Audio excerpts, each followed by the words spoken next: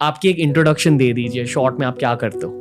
मेरा नाम अनिका मान है और मैं आर्कियोलॉजिस्ट हूँ जो आर्कियोलॉजिकल सर्वे ऑफ इंडिया के साथ काम करती हैं। मैं आर्ट में भी काम करती हूँ, जो पिछले साल मैंने इंडिया आर्ट फेयर में उनका यंग कलेक्टिव प्रोग्राम क्यूरेट किया था।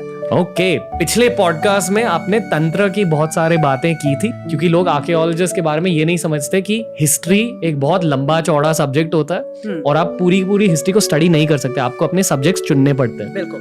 तो आपने कौन से सब्जेक्ट्स चुने? तो मेरा स्पेशलाइजेशन बुद्धिज़्म और शैविज़्म में रहा, जहाँ मैंने 10वीं शताब्दी से लेकर छठी शताब्दी से लेकर 12वीं शताब्दी तक टाइम पीरियड पर फोकस किया। मैंने ज़्यादातर फोकस किया शैविज़्म और बुद्धिज़्म इंडिया में वो कैसे उत्पन्न हुआ और कैसे इंडिया के बाहर गया, और साउथ ईस्ट एशिया से लेकर जापान तक वो काफ़ी इम्पोर्टेंट हो गया सिविलाइजेशन को बिल्ड करने में। उस वक्त भारत की एक पिक्चर आप पेंट कर दो, क्या हो रहा था? क्योंकि पिछले पॉडकास्ट में आपने कहा कि भारत एक नॉलेज कैपिटल था, और तब भारत का मतलब क्या था? मतलब अफगानिस्तान, श्रीलंका, नेपाल, ये सारे भारत के हिस्से थे? नहीं, लेकिन वो भारत से काफ़ी सारी चीज़ें सीख रहे थे। हम शायद जानते हैं कि अफगानिस्तान में बामियान बुद्धा काफ़ी बड़े स्कल्पचर्स जो बने थे, जो अब वॉरफेयर में फूट चुके हैं, और माइनिंग एक्टिविटीज़ में भी वो काफ़ी सारे खो गए हैं, से लेकर अगर आप जापान तक जाएं, जहाँ पर सरस्वती की साक्षात स्कल्पचर प्रतिमा मिलती है, जब आप ये सारी चीज़ें देखें तो आपको लगता है कि ये तो भारत में पैदा हुए ना ये सारी फिलॉसफी।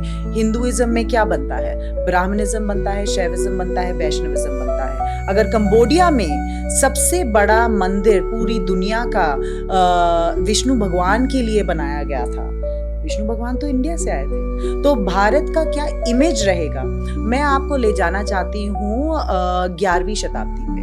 11वीं शताब्दी पर जब नालंदा, विक्रमशिला, तक्षशिला जैसी बड़ी बड़ी महाविद्या यूनिवर्सिटीज इंडिया में थी, भारत में थी, तो काफ़ी सारे लोग चाइना से, जापान से, इंडोनेशिया से भारत आना चाहते थे, लेकिन उनको संस्कृत में पढ़ना था।